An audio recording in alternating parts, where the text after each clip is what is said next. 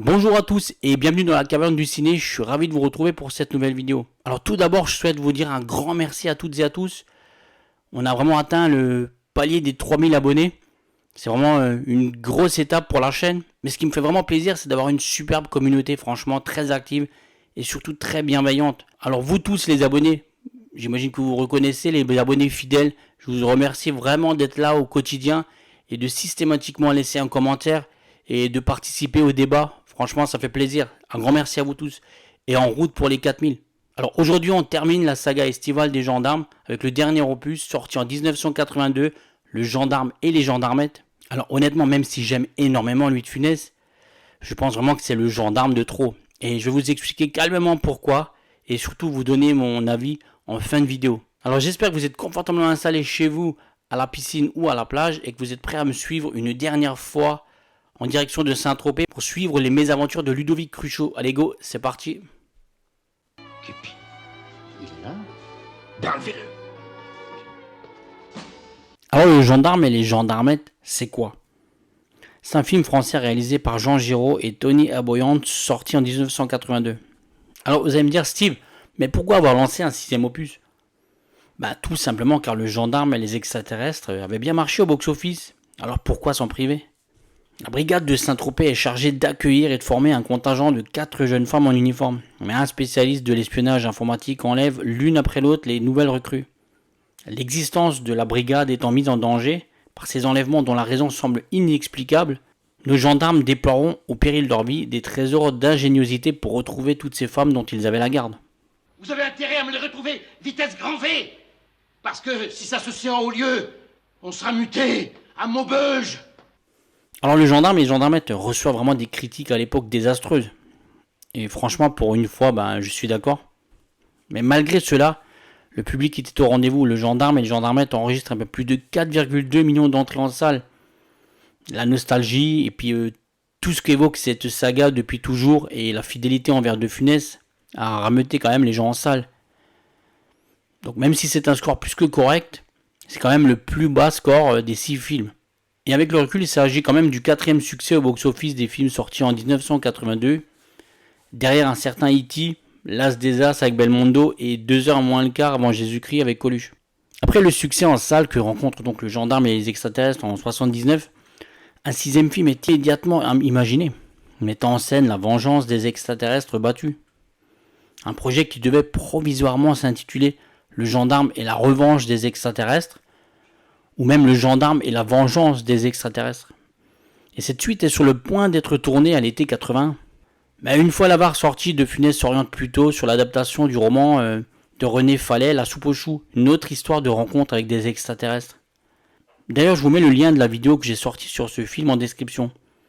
Du coup, au moment de revenir aux gendarmes de Saint-Tropez, le projet d'un retour des extraterrestres est forcément écarté.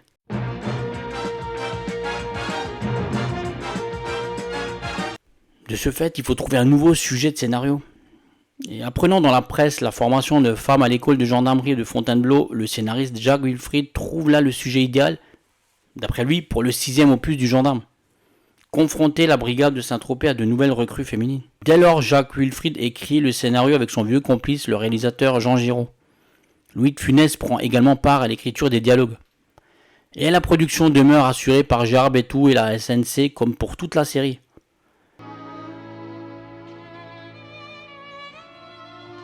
Soyez les bienvenus, adjudant Gervais. La collaboration Jean Giraud de Funès se fait dans la lignée de leur précédent tournage, eux qui ont fait plein de films ensemble, avec une grande liberté laissée aux comédiens par son ami réalisateur. Leur fructueuse association au fil des années est en effet due à leur vision identique de la fonction de réalisateur comique, qui ne devait que guider l'acteur, qui sait lui précisément comment provoquer les rires du public, et le laisser créer sans entrave. D'ailleurs, lors des tournages, il sollicite régulièrement l'acteur pour se fonder sur ses inventions et accepte la plupart de ses propositions, même si elle l'oblige à transformer le scénario et le découpage. Allez, passez-moi le volant.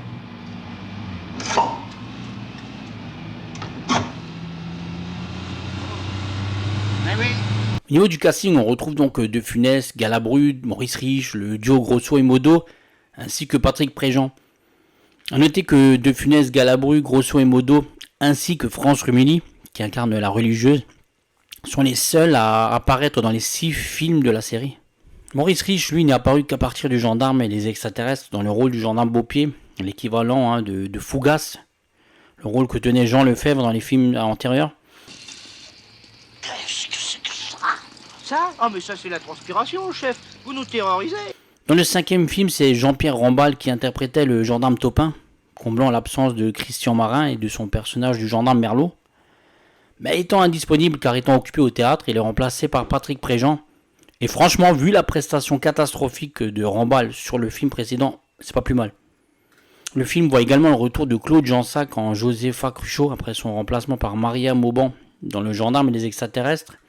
Et son retour dans le rôle est vraiment très apprécié, même si le personnage est moins charismatique que dans les précédents films. Alors, ça continue la fièvre du samedi soir. Pour les rôles des 4 femmes gendarmes, la production a repéré Nicesse Jean-Louis dans le Moonraker, un James Bond tourné en France où elle joue l'une des femmes parfaites de l'antagoniste Hugo Drax. De Funès, j'étais avec lui, comme vous avez vu souvent dans le film, on est ensemble dans la Méhari, et je lui dis, je suis très impressionnée, j'ai le trac de tourner avec vous. Il me regarde, il lâche le volant de la Méhari, il me dit, regardez. Moi aussi j'ai le trac. Puis on a parlé fleurs, on a parlé jardin, parce que ça est un fou, un passionné de roses. Et moi je suis aussi passionnée de jardin, de nature et tout. Donc nos conversations, c'était pas du tout le film, c'était le jardin. Il y a également Catherine Serre, une autre sbire de Drax dans Moonraker, qui est l'actrice la plus expérimentée du Quatuor, sortie du conservatoire et apparue dans une dizaine de productions. On a également Sophie Michaud, pour qui c'est une première. Et la dernière étant la mannequin Babette, elle qui fut révélée médiatiquement à cause de sa relation, puis de son mariage avec le chanteur Johnny Hallyday à la fin de l'année 80. Petit coquin, ne faites pas l'innocent. On a également Micheline Bourdet et Jacques François qui reprennent leur rôle du précédent film, respectivement Madame Gerbert et le rôle du colonel. Elles sont chez vous. Chez moi. Aussi. Aussi. Ravi de leur collaboration sur La Soupe aux choux, Louis de Funès souhaitait confier un rôle à Jacques Villeray, mais celui-ci prétexte un autre engagement pour éviter de lui avouer ce qu'il pense vraiment du scénario. Franchement, je pense qu'il avait bien fait. David! Viens ici! Les hommages, madame. Allez, arrive! Arrive! Et comme pour les 5 précédents films du Gendarme de Saint-Tropez, c'est Raymond Lefebvre qui compose la bande originale du Gendarme et le Gendarmette. Sa composition pour ce film est la dernière de Lefebvre pour le cinéma. Le compositeur reprend à nouveau son classique Marche des Gendarmes, créé pour le premier film. Mais à savoir que le thème du générique est le même que celui ouvrant le Gendarme et les Extraterrestres. En gros, pas de nouveauté. Même la musique, franchement, n'a pas pu relever le niveau de ce film. Elles sont 4, ça me semble. Ah oui, elles sont 4, n'est-ce pas? Elles sont 4, il y a les deux et 2, là c'est 2, et les deux, ça fait 4 et ils sont là-bas. Le tournage se déroule d'abord à Saint-Tropez, ses environs, au printemps 82, afin d'éviter la saison touristique estivale pour le confort des prises de vue et des raisons de sécurité face à l'afflux de touristes, et elle se poursuit ensuite au studio de Boulogne en région parisienne. Et dans la tradition des précédents films, le tournage du Gendarme et les Gendarmettes commence comme d'habitude par le défilé final sur le port de Saint-Tropez. L'endroit servant de décor à la nouvelle gendarmerie où s'installe la brigade est alors le siège de la police de Saint-Tropez, place de la Garonne. Et de nombreuses routes et paysages de l'arrière-pays tropézien, ainsi que des plages sont également utilisés, notamment à Gassin et à Ramatuelle dans certains lieux déjà vus lors des précédents films.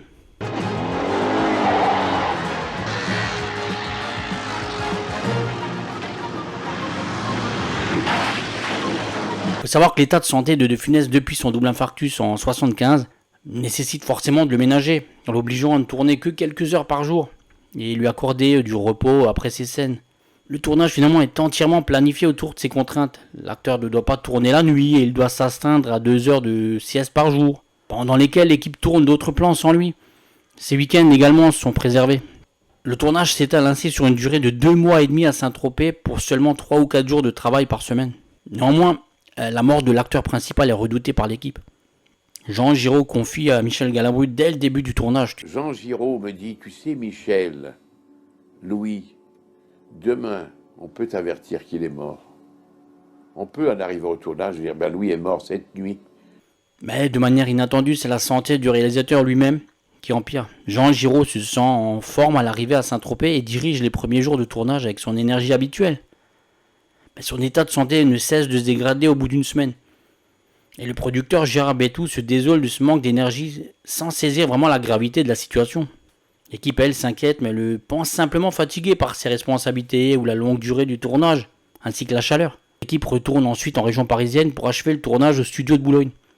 Mais au retour à Paris, le réalisateur doit être hospitalisé. Le tournage de son film continue sans lui, mené tant bien que mal par Tony Aboyant, le premier assistant réalisateur. Malheureusement, sans voir son film terminé, Jean Giraud décède le 20 juillet 82 de la tuberculose qui revenait ponctuellement depuis son enfance. On en est là, Michel, il me disait. Eh bien, c'est Jean Giraud qui est mort avant. Louis de Funès, forcément, est dévasté par sa disparition, par la disparition de son ami. Tout comme Jacques Wilfrid, qui ne se voit plus écrire pour le cinéma sans son meilleur ami. Et pour pallier la mort du réalisateur, le compositeur Raymond Lefebvre prend davantage part dans la post-production, notamment le montage et le mixage. D'ailleurs, Lefebvre reconnaît avoir fini le film avec Michel Lévin, le monteur, car Tony Aboyant n'était pas très sûr de lui. En tout cas, c'est un miracle vraiment que ce film ait pu aller à son terme. Mon fils, maintenant vous courez les chemins habillés en femme. Vos fantasmes prennent un tour diabolique. Pour conclure, Le Gendarme et les Gendarmettes est un 6e opus vraiment raté, il faut le dire. Je ne sauve pas grand chose hormis la scène de cascade avec la religieuse. Heureusement que je connais les raccourcis.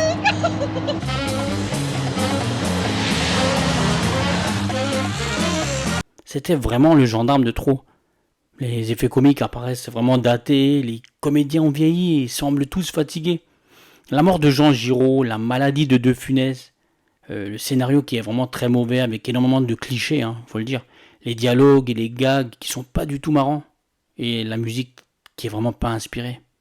Même si on tente de ramener de la nouveauté, de la modernité avec l'afflux de femmes dans la gendarmerie, cette touche de féminisation de la brigade, l'évocation aussi de l'informatique récente avec l'ordinateur installé à la gendarmerie et l'installation dans des locaux neufs ou mobilier plus modernes.